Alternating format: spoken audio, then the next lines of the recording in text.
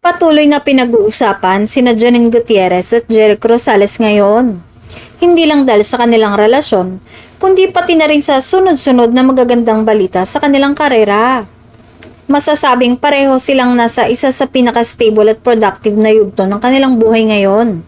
Sa mga nakaraang buwan, kapansin-pansin ang pagiging low-key pero solid ng dalawa pagdating sa kanilang relasyon.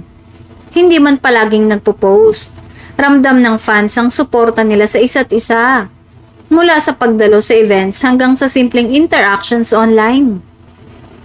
Para sa marami, sila ang halimbawa ng mature at tahimik na showbiz couple.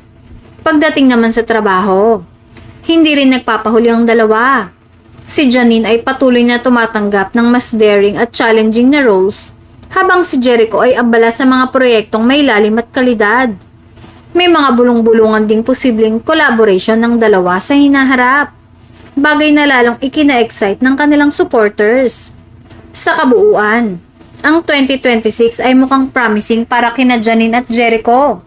Isang kombinasyon ng matatag na relasyon at tuloy-tuloy na tagumpay sa industriya. Hindi man maingay pero siguradong ramdam ang kanilang impact.